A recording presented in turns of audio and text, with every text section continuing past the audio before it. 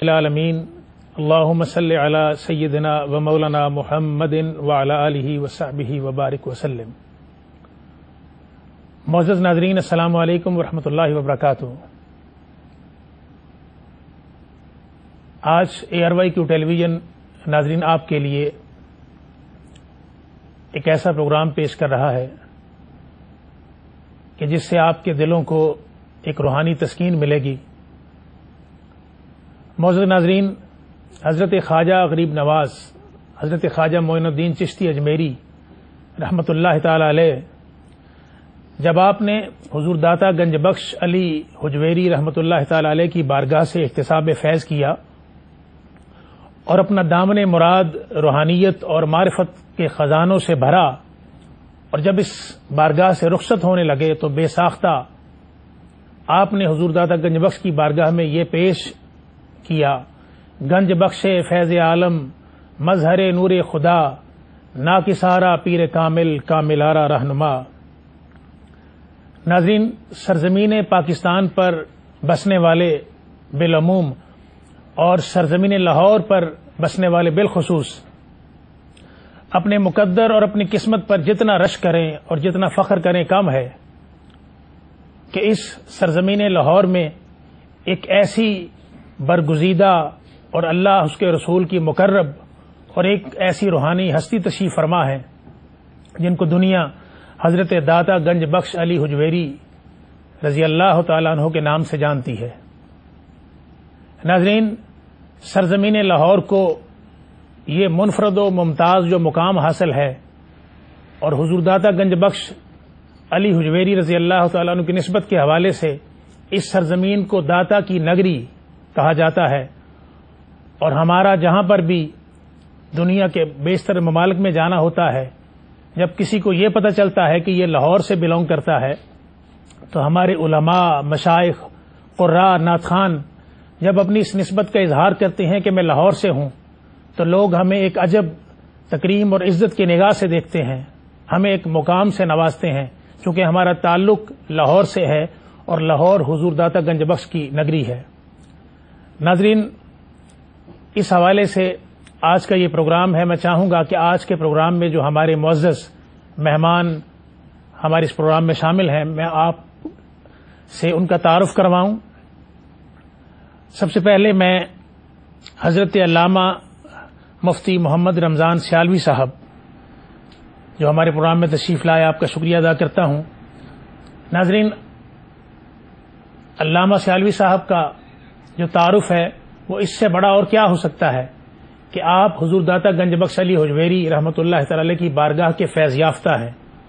اور آپ حضور داتا صاحب کی جو جامعہ مسجد ہے اس کے موجودہ خطیب ہیں، اور ایک فکری شخصیت ہیں، ایک علمی شخصیت ہیں، اور حضور داتا صاحب کی تعلیمات پر آپ کا ایک بڑا ریسرچ ورک ہے، اور آپ کے ساتھ ہمارے محترم و مکرم آپ کی اور ہم سب کی ایک جانی پہچانی شخصیت جناب حضرت علامہ محمد شہزاد مجدد صاحب تشریف فرما ہیں۔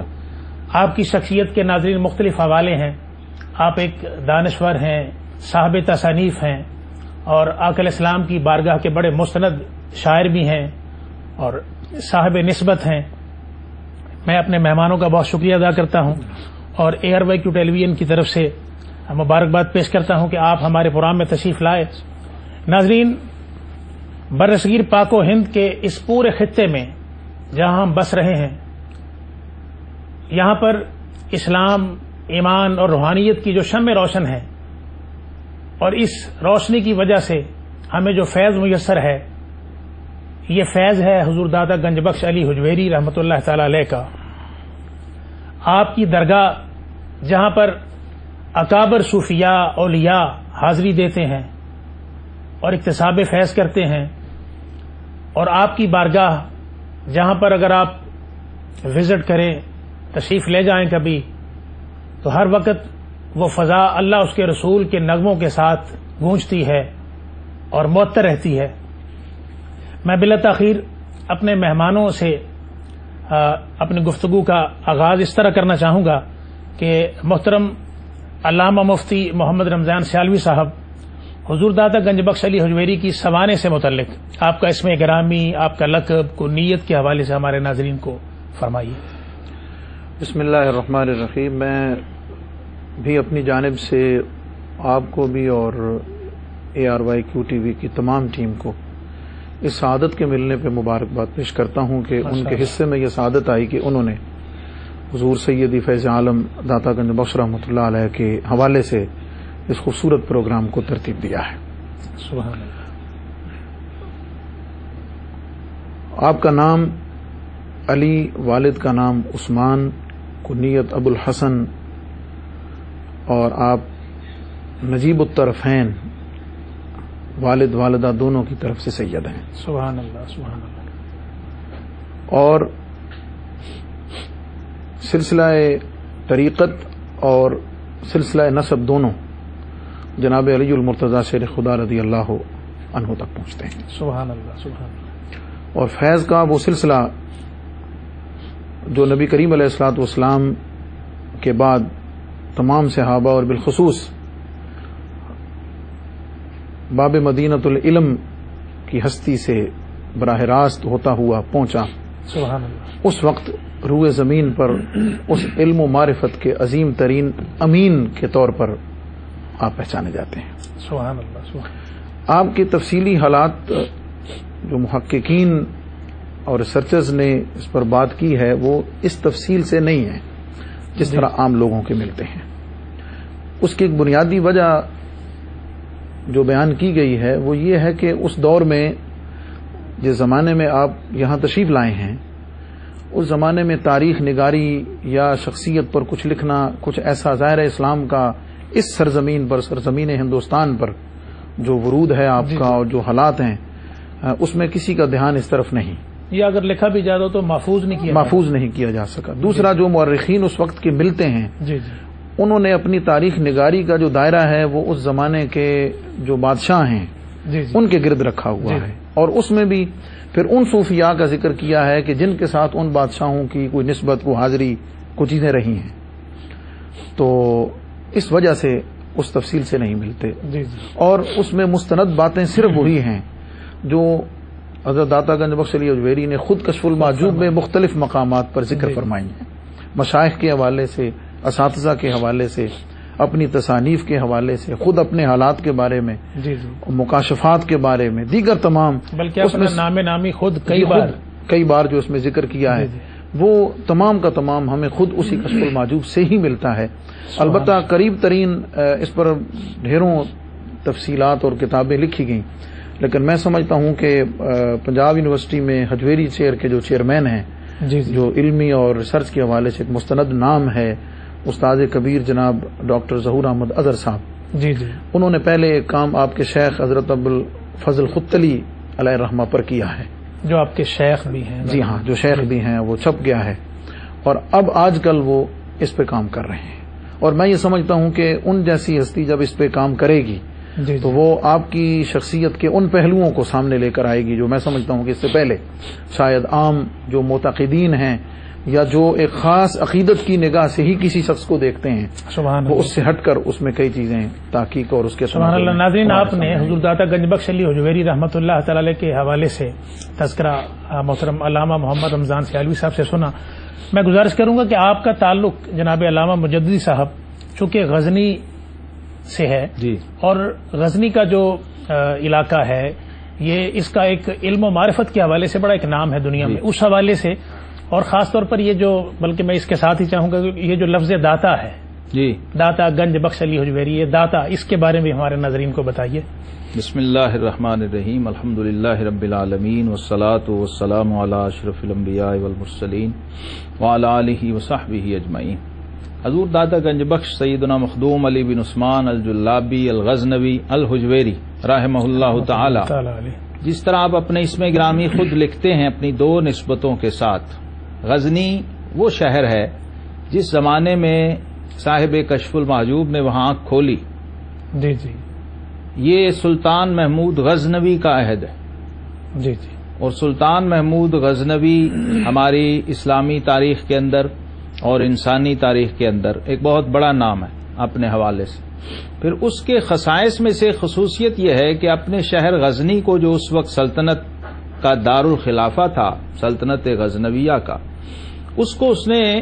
اہل علم و فضل، اہل علم و فن، صوفیاء، اہل کمال روئے زمین پہ جہاں جہاں بھی تھے، اس نے سب کو جمع کر کے اپنے شہر غزنی کو اس وقت عروس البلاد بنا رکھا تھا، جس شہر غزنی میں حضور داتا گنج بخش سیدنا علی حجویری رحمہ اللہ تعالی نے آنکھ کھولی۔ اس لیے یہ بات مد نظر رکھنے کی ہے کہ جس بچے نے آج سے تقریباً 1000 سال پہلے عروس البلاد کے اندر آنکھ کھولی، وہ اس عہد کا ایک جدید ترین شہر تھا، سبحان اللہ، اس عہد کا علم و فضل کا ایک گہوارہ تھا، اور اس زمانے کا دانش اور حکمت کا ایک مرکز تھا جہاں پر آپ پلے بڑے۔ تو یہ تو قرائن ہمیں بتا دیتے ہیں کہ حضور داتا صاحب رحمۃ اللہ تعالی علیہ، چونکہ سادات کے خانوادے سے آپ کا تعلق تھا، اہل علم و فضل اور اہل روحانیت سے آپ کا تعلق تھا، اور سیادت نسبی وہ تو آپ کے خمیر میں رچی ہوئی تھی ہی، سبحان اللہ، لیکن جو نجابت تھی، جو فضائل تھے، خصائص تھے، کمالات طبعی تھے، روحانی تھے اور معنوی تھے، وہ سب کے سب آپ کو اپنے گھر کے اور خاندان کے ماحول سے ہی میسر آئے۔ آپ کے والدین، آپ کے ماموں حضرت تاج الاولیاء کے نام سے معروف ہیں، غزنی میں ان کا مزار ہے۔ ایک خانوادہ ایسا بڑا تھا جس میں داتا صاحب نے آنکھ کھولی۔ پھر آپ نے جو علوم ظاہری تھے اس حوالے سے بہت ہی اوائل عمری میں، نوجوانی کے اندر، آپ نے عہد محمود غزنوی میں اپنی جو متداول، جو رائج الوقت تعلیم کے مراحل تھے، اس کو آپ نے طے کیا، اور اتنی کم عمری میں کہ محمود غزنوی کے دربار کے اندر آپ نے ہندوستان کے ایک فلسفی کے ساتھ مناظرہ کیا، جی جی جی جی، وجود باری تعالیٰ پہ، اور اس کو لاجواب کیا۔ اللہ اکبر۔ یہاں سے اندازہ ہو جاتا ہے کہ داتا صاحب رحمۃ اللہ علیہ اپنے بچپن ہی میں، اوائل عمری ہی میں طالب علمی کے مراحل کو طے کر چکنے کے ساتھ اس لیول پر آ چکے تھے علم و فضل کے اور دانش کے اور حکمت کے، کہ آپ بڑے سے بڑے اپنے وقت کے کسی فلسفی، کسی منطقی کے ساتھ مناظرہ کرنے کی صلاحیت اور اہلیت بھی رکھتے تھے۔ سبحان اللہ۔ اس کے ساتھ پھر آپ نے اس پر اکتفا نہیں کیا، نانا کی وراثت کو پورے کا پورا لیا۔ کیا کہ علیہ السلام نے فرمایا ان العلماء ورثۃ الانبیاء، میری امت کے جو علماء ہیں وہ انبیاء کے وارث ہیں۔ تو اب یہ بات یہیں ذہن نشین رکھنے کی ہے کہ وراثت نبویہ کیا ہے؟ یعلمہم الکتاب والحکمت ویزکیہم، تعلیم کتاب، تلقین حکمت اور تزکیہ نفس۔ یہ حضور داتا صاحب رحمۃ اللہ تعالی علیہ اس وراثت نبویہ کے امین بن کر دونوں میدانوں اور دونوں طریقت اور شریعت، دونوں میدانوں کے شاہباز اور شاہ سوار بن کر آپ میدان عمل میں نکلے، اور زندگی کا ایک بڑا عرصہ آپ نے پہلے طلب علم میں گزارا۔ اور جب ہم علم کہیں گے اس پروگرام میں تو اس سے مراد محض کتابیں، لفظ یا حرف نہیں ہوں گے، سبحان اللہ، بلکہ علم ظاہر اور علم باطن، علم احکام اور علم اسرار دونوں ہوں گے۔ سبحان اللہ۔ ناظرین، حضور داتا گنج بخش علی حجویری رحمۃ اللہ تعالی علیہ کے حوالے سے شاندار اور بڑی حسین گفتگو جاری ہے۔ میں حضرت علامہ محمد رمضان سیالوی صاحب سے گزارش کروں گا کہ آپ نے حضور داتا صاحب کے شیخ حضرت شیخ ابو الفضل الختلی رحمۃ اللہ تعالی علیہ کے حوالے سے آپ نے تذکرہ فرمایا، اس حوالے سے جو آپ کو صحبت شیخ میسر آئی، اس حوالے سے جو واقعات ہیں اور آپ کے جو ہم اثر مشائخ ہیں، اس حوالے سے ہمارے ناظرین کو بتائیے۔ جی، سوال آپ پہلے لفظ داتا پہ کر چکے ہیں، اور میں چاہوں گا کہ وہ بڑا ایک اس کا تسلی اور تشفی بخت جواب جی، میں چاہ رہا تھا کہ آپ سے وہ ناظرین کو اس پلیٹ فارم سے ضرور جانا چاہیے۔ جیسا کہ علامہ مجددی صاحب نے فرمایا کہ کوئی بھی شے جب کندن بن کے امت کے سامنے آتی ہے تو اللہ تعالیٰ اس کو مختلف مراحل سے، اسباب کے ذریعے سے گزارتا ہے، اور پھر وہ یقیناً کسی منصب پہ چل کے پہنچتی ہے۔ غزنی شہر کا عروس البلاد ہونے کا اور مرکز علم و فن ہونے کا جو یعنی نقشہ پیش فرمایا حضرت نے، اس میں دوسری چیز یہ کہ آپ کی طبیعت اتنی اخاذ اور ان تمام چیزوں کو اور اسرار و رموز اور علم و معرفت کو اپنے اندر سمونے والی تھی کہ الحکمت ضالۃ المؤمن، کہ حکمت مومن کی گمشدہ چیز ہے، اس کے لیے وہ غزنی شہر تک محدود نہ رہے، بلکہ پھر وہ جو صوفیاء کا طریقہ ہمیں ملتا ہے کہ وہ ہر چیز سے بے نیاز ہو کر جہاں انہیں ملا کوئی اللہ والا، جی جی جی، اور جہاں اللہ والا کی وہی تشریح ہے کہ اللہ والے سے مراد وہ نہیں جو ہم نے اب سمجھ لیا ہے، جو حقیقتاً اس علم شریعت اور علم معرفت کے جو امین اس زمانے میں تھے، ان کی مجلس میں بیٹھنا اور ان سے پھر حسب حال، اور اس کا پورا تذکرہ کشف المعجوب شریف میں آپ نے جتنی خوبصورتی سے کیا ہے جی جی، کہ یعنی آپ کے اپنے زمانے کے جتنے مشائخ اس کی تفصیل پوری کی پوری اس میں موجود ہے، ان کے اسماء موجود ہیں، ان میں سر فہرست جن کا آپ نے بھی ذکر فرمایا ہے، وہ سب سے زیادہ صحبت آپ کون سے رہی؟ حضرت ابو القاسم القشیری رحمۃ اللہ تعالی علیہ، جو ایک الگ سے مستند نام ہے، آپ کے ساتھ صحبت بھی مطلب ان کی کتاب کا خصوصی طور پہ ذکر، اور ایک جگہ ان کا اس حوالے سے ذکر کیا ہے، تو وہ یعنی وہ اپنے وقت کے جتنے امام اور اس فن کے اور اس علم و معرفت کے جتنے بھی ہیں ان سب سے اکتساب فیض کرنے کے بعد، اور پھر اس کی جھلک ہمیں اس کی کشف المعجوب میں ملتی ہے کہ وہ کہاں سے سلسلہ لیا اور کیسے اس کو رنگ چڑھا، اور پھر اس کے بعد کیسے اس قلم سے نکل کر آج 1000 سال کے بعد بھی امت کے لیے سبحان اللہ، بہت خوبصورت گفتگو ناظرین آپ سن رہے ہیں۔ میں اپنے اس کوشچن کی طرف دوبارہ آتا ہوں جس کی طرف محترم علامہ رمضان سیالوی صاحب نے اشارہ فرمایا، اور مجدی صاحب سے گزارش کروں گا کہ بلکہ ہمارے دونوں فاضلین معزز اس کے بارے میں ہمارے، چونکہ ایسے بلا وجہ لفظ داتا ایک ہمارے معاشرے کے اندر جب لفظ داتا بولا جاتا ہے تو مراد کچھ لی جاتی ہے اور کہیں پر جوڑ دیا جاتا ہے، یہ ایک مس انڈرسٹینڈنگ ہے جس کو کلیئر کرنا بہت ضروری ہے۔ میں چاہوں گا علامہ مجدی صاحب سے گزارش کروں۔ یہ لفظ داتا جو حضور داتا گنج بخش علی حجویری رحمۃ اللہ علیہ کے لیے بطور لقب استعمال ہوتا ہے، اور اس شعر کے اندر ہے جس کا بھی آپ نے ذکر کیا، جس کا انتساب خواجہ غریب نواز کی طرف ہے، گنج بخش فیض عالم مظہر نور خدا نا کے سارا پیر کامل کاملانہ رحم۔ اب جو گنج بخشی ہے اس کو داتا کے ساتھ جوڑ کے، یہ داتا ہندوستان کے اندر ویسے ہی ایک تاریخی طور پہ جب ہم پڑھتے ہیں نا تو ایک اصطلاح کے طور پہ مستعمل تھا پہلے۔ قطب الدین ایبک کے لیے لکھ داتا کا لفظ استعمال ہوتا تھا، تو ہندوستان کے رہنے والے لوگوں کے لیے اس میں نہ کوئی اچنبا تھا، نہ کسی قسم کی کوئی اجنبیت تھی، یعنی یوز ٹو تھے وہ لوگ کہ اس سے ایمان کو یا عقیدے کو کوئی خطرہ نہیں ہے۔ جی جی، دوسرے پھر اللہ تبارک و تعالیٰ کا ایک اپنا انداز بھی ہے اور ہماری شریعت کے کچھ اصول اور ضوابط بھی ہیں، اگر ہم ان کو ملحوظ رکھیں تو یہ مسکنسیپشن بالکل جو ہے نا بالکل ہوا میں اڑ جاتی ہے، روئی کے گالے کی طرح۔ اگر یہ ذہن نشین رہے یہ بات کہ داتا اللہ تبارک و تعالی کے ذاتی اور صفاتی ناموں میں سے نہیں ہے، کیونکہ ہمارے پاس اللہ رب العزت کے اسماء حسنہ کی پوری فہرست موجود ہے، اور قرآن پاک میں ارشاد فرمایا گیا ہے کہ وَلِلَّهِ الْأَسْمَاءُ الْحُسْنَى فَادْعُوهُ بِهَا، اللہ کے بڑے پیارے پیارے نام ہیں تو اسے انہی ناموں سے پکارو۔ اس میں داتا لفظ اچھا، اس میں لفظ داتا پوری فہرست میں نہیں ہے، نہ ان 99 اسماء میں ہے جو کہ ہمارے پاس حدیث کی شکل میں مروی اسماء ہیں، اور نہ ان اسماء کے اندر ہے جو کہ ہزاروں کے تعداد کے اندر کتب کے اندر ائمہ نے جو اسماء ذات باری تعالیٰ کے صفاتی لکھے ہیں۔ یعنی اللہ کے اسماء و صفات کی جب تمام فہارس ہم دیکھ لیں تو ہم لفظ داتا اس میں ہمیں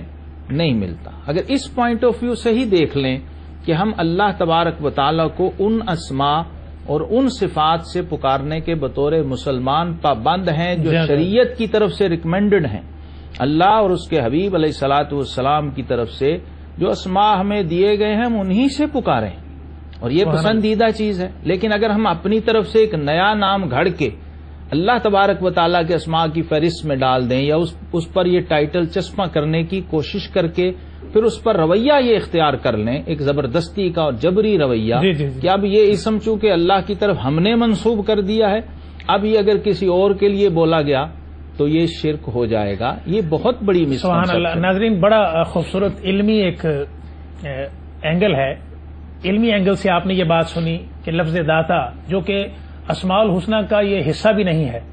اور اگر ہم اس لفظ کو اللہ کی ذات کے ساتھ منسوب کرتے ہیں، اور پھر یعنی یہ کتنی بڑی ایک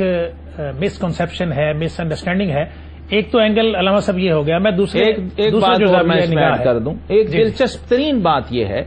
کہ آپ کا اسم گرامی ابھی ہم ذکر کر رہے ہیں علی ہے. اب قرآن پاک میں دیکھیے کہ علی اللہ تعالیٰ کے صفاتی اسماء میں سے ایک ہے.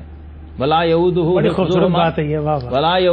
حفظہما وہو العلی. علی جو ہے اللہ تبارک و تعالیٰ کے اسماء صفاتیہ میں سے ہے، یعنی جو کہ اسماء الحسنہ میں علی ہے موجود ہے، اس پر کوئی اعتراض نہیں ہے، وہ نام مستعمل ہے، وہ بولا جا رہا ہے. اور جو نام اسماء حسنہ میں شامل نہیں ہے اس کو زبردستی چسپاں کر کے اس پر اہل ایمان پر معاذ اللہ شرک کا فتویٰ لگانا بڑی کامل بات اور بڑی یہ اکمل بات ہے کہ دیکھیں دونوں حوالوں سے علمی نقطہ نظر ہے جو علامہ مجدی صاحب نے فرمایا. اب اس میں ایک دوسرا اینگل علامہ محترم رمضان سیالوی صاحب کہ لفظ داتا دینے سے متعلق ہیں، اس حوالے سے یہ کیا مسکنسپشن ہے؟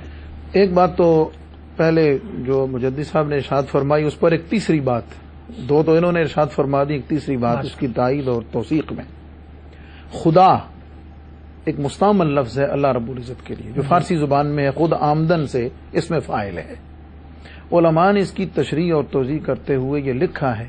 اور اب تو اس پر اصرار ہے، ہم نے پڑھا ہے کہ اللہ کو اس کے جو اصل نام ہے اللہ یا اس کے جو صفاتی نام ہے ان سے بلائیں، خدا کے نام سے بھی اس کو نہ یاد کریں. اس کی وجہ بھی وہی ہے جو مجدی صاحب نے فرمائی کہ اس کے تاکہ وہ اس میں نہ ہو. ایک چیز. دوسری چیز اس میں ایک روحانی سی بات کر کے آپ کے جواب کی طرف آتا ہوں. میں یہ گزارش کرنا چاہوں گا ایک ذوق کی بات کہ میں معذرت کے ساتھ چونکہ ہم نے اپنے ایک ٹائم لیمٹ کے اندر اس کو کور کرنا ہے، میں چاہتا ہوں سارے کوسچن جو ہے نا وہ کور ہو جائیں. مختصر یہ کہ جب کوئی بندہ اللہ رب العزت کا ہو جاتا ہے تو رب اس پر انعام فرماتا ہے. جی ان انعاموں میں سے ایک انعام یہ فرماتا ہے کہ اسے کوئی خصوصی نام دیتا ہے جو اس کی پہچان بنتا ہے. واہ واہ سبحان اللہ. بس اس کلیے پہ آپ لے لیجئے تو حضور علیہ السلام کی امت میں جتنے بھی امت کے محسنین اولیاء میں سے جو پرومیننٹ شخصیات ہیں ان میں آپ دیکھیں حضور کی امت میں غوث اعظم شیخ عبد القادر جیلانی جو اس لقب سے ہیں، حضور کی امت میں یہ لقب ان کو عطا ہوا ہے. سبحان اللہ سبحان اللہ. داتا کا لقب علی بن عثمان الحجویری کو اللہ نے معروف کر دیا اس نام کے ساتھ. سبحان اللہ سبحان اللہ. سید اجمیری کے ساتھ، خواجہ غریب نواز کے ساتھ، محبوب الہی کے ساتھ، اعلی حضرت کے ساتھ وغیرہ ذالک. حضرت عثمان غنی، ابو بکر صدیق، عمر فاروق صحابہ میں موجود ہے. غنی اللہ کا نام ہے، غنی اللہ کے اسماء میں سے ہے اور وہ سیدنا عثمان ذو النورین. تو میں کہا کرتا ہوں کہ بھائی اگر عثمان غنی ہو سکتے یعنی داتا دینے والا تو علی کے داتا ہونے پہ کیا اعتراض ہے؟ دوسری چیز مانوی اعتبار سے آپ نے فرمایا کہ داتا کا معنی دینے والا، تو دینے والا اللہ بھی ہے تو اس لیے شرک ہو جائے گا. یہ قاعدہ کلیہ صرف یہاں تک کیوں محدود ہے؟ اس کو اگر آپ اپنی عملی زندگی میں لے کر چلیں تو ہزاروں کام ایسے ہیں کہ بھائی شفا دینے والا تو اللہ ہے تو ڈاکٹر کیوں کہتے ہیں، پیدا کرنے والا تو اللہ ہے، ماں باپ وغیرہ. اس میں علمی بات صرف اتنی کہ جب اس قسم کی بات آتی ہے تو ہم کیا کہتے ہیں کہ حقیقتاً عطا فرمانے والا، حقیقی علم رکھنے والا، حقیقی کرم فرمانے والا، حقیقتاً پیدا کرنے والا وہ اللہ کی ذات ہے اور باقی اس کی عطا کے ساتھ ہیں، اس کے عطا کرنے کے ساتھ ہیں. اس کے ساتھ. اور جملہ آخری وہ یہ کہ جب کہا جاتا ہے کہ داتا کہا جاتا ہے دینے والا، کیا مطلب کہ وہ اللہ کے خزانے جو رب نے ان کو دیے ہیں ان میں سے سبحان اللہ ان میں سے وہ تقسیم فرماتے ہیں. ناظرین بڑی خوبصورت بات. میں علامہ مجدی صاحب سے گزارش کروں گا کہ آپ کی جو فقہی نسبت ہے علامہ صاحب جی، یعنی آپ کس طریقت میں کس اسکول آف تھاٹ سے بلانگ کرتے ہیں؟ حضور داتا گنج بخش علی حجویری رحمۃ اللہ علیہ فقہ میں تو حنفی ہیں مسلکن، اور طریقت میں آپ جنیدی ہیں.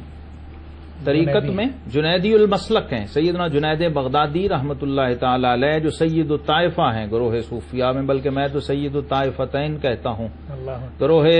علماء اور گروہ صوفیاء دونوں کے ہی اپنے وقت میں آپ مستند امام تھے. تو ان کا سلسلہ ہے. حضور داتا صاحب رحمۃ اللہ علیہ آپ کے پیر و مرشد کا ذکر ہوا شیخ ابو الفضل الخطلی، اور دوسرے آپ نے اپنے بزرگوں کا جن کا نام لیا بہت نمایاں حضرت امام ابو القاسم گرگانی رحمۃ اللہ تعالی، ان سے بھی آپ بہت متاثر رہے ہیں. اور بھی اساتذہ تھے، امام کشیری بھی تھے. تو جنید بغدادی رحمۃ اللہ سے طریقت میں اور شریعت میں یعنی فقہ میں مذاہب اربعہ میں سے امام اعظم ابو حنیفہ رحمۃ اللہ تعالی علیہ کے ساتھ آپ کو کمال ایک فکری تعلق بھی ہے اور ایک عقیدت کا تعلق اس درجے کا ہے کہ آپ فرماتے ہیں مجھ پر اپنے امام کا مقام کھلا جب دمشق میں مؤذن رسول سیدنا بلال حبشی رضی اللہ عنہ کے مزار پہ تھا اور محو خواب تھا کہ خواب میں دیکھتا ہوں کہ اللہ کے حبیب علیہ الصلوۃ والسلام باب بنی شیبہ سے باہر تشریف لا رہے ہیں اور آپ نے ایک بزرگ کو سفید ریش بزرگ کو بچوں کی طرح گود میں اٹھا رکھا ہے اور اوپر اپنی چادر مبارک کا سایہ فرما رکھا ہے. تو میں جب قدم بوسی کے لیے آگے بڑھا سلام عرض کرنے کے لیے دل میں خیال آیا کہ یہ بزرگ پتہ نہیں کون ہے جنہیں آقا علیہ السلام نے بچوں کی طرح اٹھا رکھا ہے. تو حضور علیہ الصلوۃ والسلام نے فرمایا علی حجویری تو انہیں نہیں پہچانتا؟ یہ تیرے اور تیرے شہر والوں کے امام ابو حنیفہ ہیں. دادا صاحب فرماتے ہیں میں نے اس خواب کی جو تعبیر سمجھی وہ یہ تھی کہ میرا امام باقی الصفت نہیں ہے بلکہ فانی الصفت ہے کہ رسول اللہ صلی اللہ علیہ وسلم کے قدم بقدم چل رہا ہے، اپنے قدموں پہ نہیں چل رہا. اور دوسرے اللہ کے محبوب سید الکونین علیہ الصلوۃ والسلام نے اپنی چادر نبوت کا سایہ دے رکھا ہے. یعنی میرا امام شریعت سے جو استدلال کرتا ہے اور جو اخذ کرتا ہے اس کو تائید نبوت اور مہر رسالت کا جو شرف ہے وہ حاصل. ناظرین بہت خوبصورت بات حضرت دادا گنج بخش علی حجویری رحمۃ اللہ تعالی علیہ کے حوالے سے آپ کا علمی مقام، آپ کی معرفت اور آپ کا آقا علیہ السلام کی بارگاہ میں مقرب ہونا، ان حوالوں سے گفتگو جاری ہے. ایک مختصر سا وقفہ ناظرین، آپ کی خدمت میں ہم دوبارہ حاضر ہوتے ہیں. حضور داتا گنج بخش علی حجویری رحمۃ اللہ تعالی کے حوالے سے میں محترم علامہ محمد رمضان سیالوی صاحب سے گزارش کروں گا کہ حضور داتا گنج بخش کا لاہور تشریف لانا، سرزمین لاہور پر آپ کی آمد، اور پھر یہاں پر جو حضور داتا گنج بخش کے حوالے سے جو جامعہ مسجد ہے جو وہاں پر جو ایک قبلہ کی ڈائریکشن کے حوالے سے ایک آپ کی کرامت بھی ہے، اس حوالے سے ہمارے ناظرین کو بتائیے. مستند روایات کے مطابق آپ 400 ہجری میں جو آپ کی ولادت باسعادت ہے تو 431 ہجری میں آپ لاہور تشریف سبحان اللہ 31 سال کی عمر میں، اور 34 سال آپ کا قیام لاہور میں رہا ہے. السلام صاحب یہ کس زمانے کی بات ہے؟ یہ سلطان محمود تبا تابعین متاخرین؟ نہیں، یہ مطلب ہے کہ تبا تابعین کے بھی بعد کا، کیونکہ 8 واسطے ہیں اس کے بعد کا دور ہے. تو 34 سال آپ کا قیام جو ہے وہ لاہور میں رہا ہے. اور اس دوران میں جس خوبصورتی کے ساتھ آپ نے دعوت اسلام کو پیش کیا اور اپنے اخلاق اور اپنے کردار اور اپنے علم، فضل اور محبت اور پیار کے ساتھ جتنی تیزی کے ساتھ وہ مشن پھیلا ہے، اس میں سر فہرست تو جو لاہور شہر کے گورنر رائے راجو جن کا نام تھا وہ آپ کی تعلیمات سے متاثر ہوئے، کرامات سے متاثر ہوئے، جس کا نام آپ نے بعد میں شیخ ہندی رکھا. اور آپ کی چونکہ نسبی اولاد کوئی نہیں تو خلافت پر بھی گفتگو ہے، لیکن آپ کے بعد اس پورے سلسلے کو آگے بڑھانے والے یا کچھ سنبھالنے والے وہ شیخ ہندی رحمۃ اللہ تعالی علیہ. اور اب اس وقت جتنے بھی دائیں بائیں مجاورین اور وہ سب ہیں وہ آپ کی ہی حضرت شیخ ہندی کی اولاد پاک سے. اور اس وقت جو مسجد کا قیام آپ نے قائم فرمائی، تو ظاہر ہے یہ ہر دور میں کاملین کو یا جو راست فکر لوگ ہیں انہیں حاسدین کا اور ایسے لوگوں کا سامنا رہتا ہے. تو اس وقت اگرچہ وہ مختصر اور تھوڑے لوگ تھے تو آپ نے جو مسجد تعمیر فرمائی جس کا نشان آج بھی صدری روایت کے مطابق وہاں موجود ہے، تو اس پر اعتراض ہوا کہ اس میں قبلہ کی جو سمت ہے وہ ٹھیک نہیں ہے. تو آپ نے بلایا ان معترضین کو، تو وہ تمام کے تمام جماعت میں حاضر ہوئے. تو آپ نے اس جماعت کے دوران یہاں سے کھڑے ہوئے انہیں کعبۃ اللہ بطور کرامت یہ آپ نے ان کو سبحان اللہ. ناظرین کروا دی. قبلہ کی ڈائریکشن کے حوالے سے حضور داتا گنج بخش علی حجویری رحمۃ اللہ تعالی علیہ کی آپ نے کرامت سماعت کی. میں علامہ مجدی صاحب سے گزارش کروں گا کہ وہ جو دودھ والی یہ کرامت ہے، اور اس میں ضرور شامل کریں اس بات کو بھی کہ آپ کی بارگاہ سے جو فیض بڑے بڑے اولیاء نے لیا، اور حضرت خواجہ غریب نواز کی جو چلہ کشی کے حوالے سے بات ہے وہ بھی ہمارے ناظرین کو بتائیے. حضور داتا صاحب رحمۃ اللہ تعالی علیہ یہ یاد رکھنے کی بات ہے کہ عام صوفی یا ولی نہیں ہیں، بلکہ آپ ائمہ تصوف و طریقت میں سے ہیں. آپ کی کتاب کشف المحجوب اور اپنی جن کتابوں کا تذکرہ آپ نے فرمایا ہے، تقریباً 12 سال کی عمر میں ایک روایت میں نے پڑھی کہ آپ نے پہلی کتاب لکھ دی تھی. تو اپنے وقت کے امام ہیں، روحانیت کے، معرفت کے، طریقت کے، شریعت کے امام ہیں. تو روحانیت میں جب اس درجے کا کوئی شخص مزار کے اندر بھی چلا جائے، تو شاہ ولی اللہ محدث دہلوی نے لکھا ہے کہ میں خود بعض ایسے مزارات پہ گیا ہوں کہ ای شام مثل احیاء تصرف میں کنند، وہاں حاضری دے کے ایسا لگتا ہے جیسے اپنی ظاہری حیات میں فیض و روحانیت کے خزانے لٹا رہے تھے، آج بھی اپنے مزارات کے اندر بیٹھے ہوئے بھی ان فیوز و برکات سے طالبین اور سالکین راہ طریقت کو نواز رہے ہیں۔ چنانچہ سبحان اللہ سبحان حضرت خواجہ غریب نواز چونکہ بارگاہ رسالت مآب صلی اللہ علیہ وسلم سے ان کی ڈیوٹی لگی تھی، مدینہ منورہ سے ہندوستان آئے تھے، تو ہندوستان کے شہر لاہور کو یہ اعزاز حاصل ہے کہ حضور داتا صاحب رحمت اللہ علیہ نے اپنے قدوم میمنت لزوم سے اس گرد کو، اس خاک پاک کو نوازا۔ اور اس لیے اقبال نے کہا کہ خاک پنجاب از دمے او زندہ گشت، صبح ماز مہر او تابندہ گشت۔ حضور داتا صاحب رحمت اللہ کے مزار پر خواجہ غریب نواز، خواجہ معین الدین چشتی رحمت اللہ تعالی علیہ وہ آئے، اور یہاں پر انہوں نے اعتکاف گاہ ان کی بنی ہوئی ہے، چلا گاہ جس کو کہتے ہیں، یہاں پر تقریباً 40 دن گزارے، اور طریقے صوفیاء کے مطابق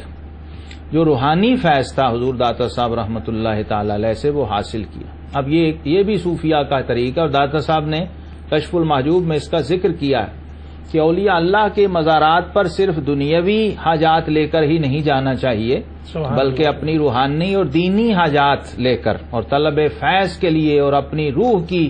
بھوک اور پیاس کو مٹانے کے لیے بھی ان آستانوں پر جانا چاہیے جو اصل مصرف ہے ان بارگاہوں کا۔ سبحان اللہ سبحان اللہ۔ داتا صاحب نے خود بھی لکھا ہے کہ میں بھی بایزید بستامی رحمت اللہ کے مزار پہ جایا کرتا تھا، جب کوئی عقدہ، کوئی گتھی روحانی نہ سلجھتی تو پھر میں بھی اہل حال اولیاء کے مزاروں پہ جاتا تھا۔ چنانچہ ایک بہت لمبی فہرست ہے، تو میں نے ایک منقبت کے اندر لکھا تھا کہ خواجہ اجمیر سے تا تاجدار گولڑا، سبحان اللہ، خواجہ اجمیر سے تا تاجدار گولڑا، موترف ہر نقطہ داں ہے سید حجویر کا، سبحان اللہ، اور کیوں نہ اے شہزاد پھر لاہور ہو قطب البلاد، آستانہ جو یہاں ہے سید حجویر کا۔ حضرت مجدد نے لاہور کو شہروں کا قطب کا، ہندوستان کے شہروں کا یہ لاہور شہر قطب ہے، تو یقیناً داتا صاحب رحمت اللہ علیہ کے قدموں کی برکت سے اس شہر کو یہ اعزاز سبحان اللہ۔ ناظرین، آپ نے خوبصورت گفتگو سنی۔ حضرت دادا گنج بخش علی حجویری رحمۃ اللہ تعالی کی بارگاہ میں کوئی جاتا ہے، دنیاوی حوالے سے کوئی عرض کرتا ہے تو بھی حضور دادا گنج بخش کی بارگاہ سے اس کو فیض میسر آتا ہے، اور جو لوگ معرفت کے حوالے سے، قرب الہی کے حوالے سے، محبت رسول کے حوالے سے، اس حوالے سے کوئی فیضان لینے کے لیے حضور دادا گنج بخش کی بارگاہ کے ساتھ نسبت کرتے ہیں، ان کو وہ فیض ملتا ہے۔ ہزارہ لوگ ہر وقت حضور دادا گنج بخش کی بارگاہ میں حاضر رہتے ہیں، ہر وقت اللہ اس کے رسول کا ذکر ہوتا ہے، قرآن پاک کی تلاوت ہوتی ہے۔ میں محترم علامہ محمد رمضان سیالوی صاحب سے گزارش کروں گا کہ جو عرس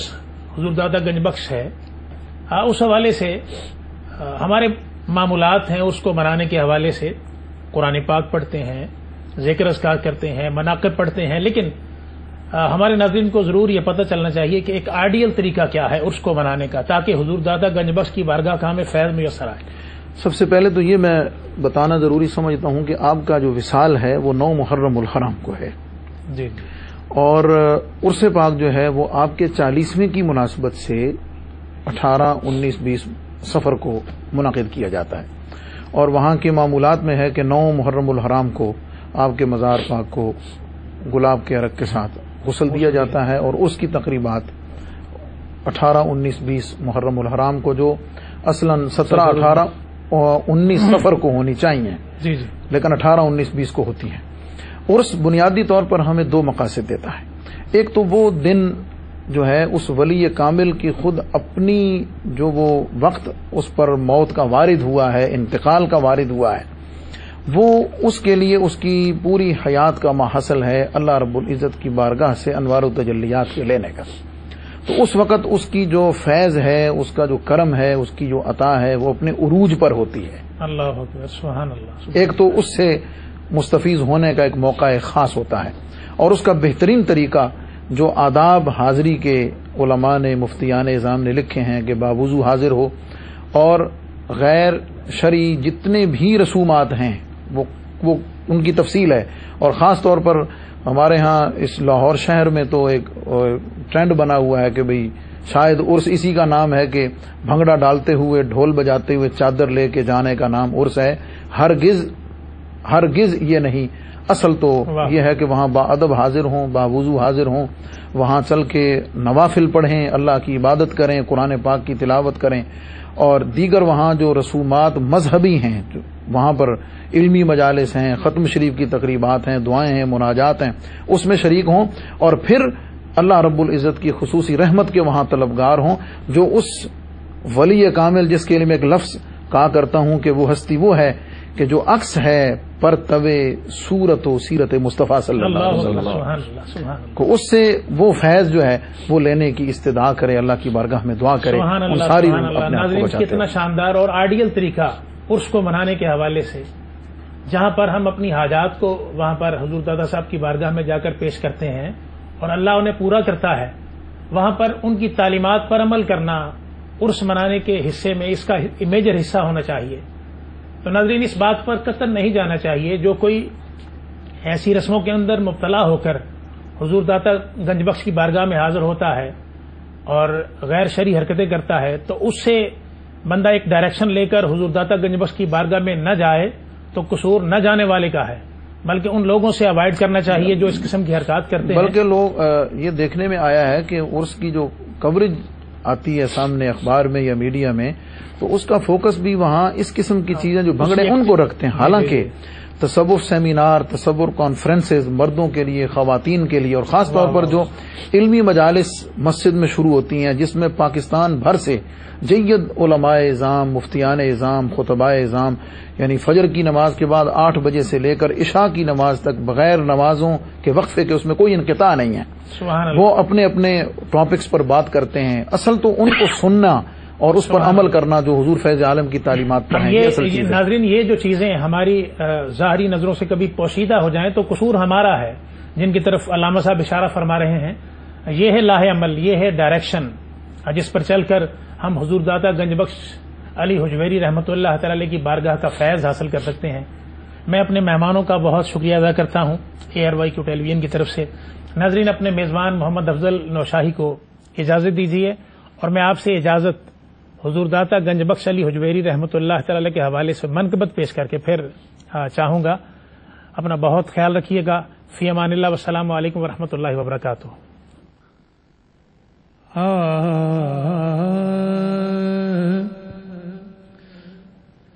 میرے حسن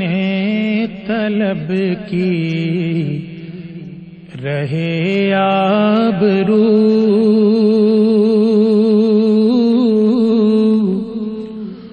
کوئی منصب نہ دولت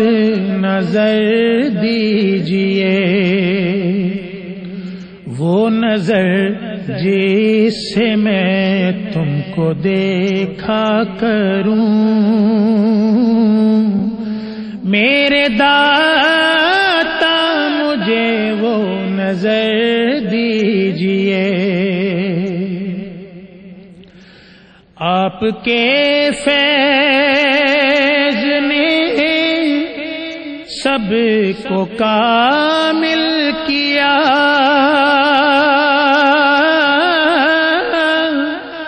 کاملوں کے لیے آپ ہیں رہنما. میں بھی دامن پسارے ہوا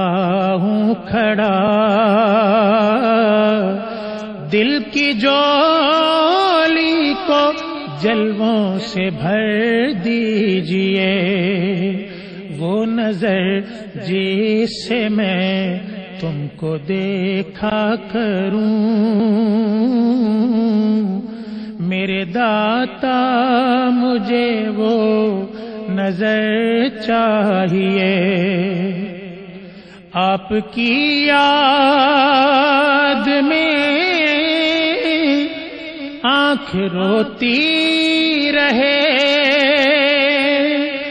دل تڑپتا رہے،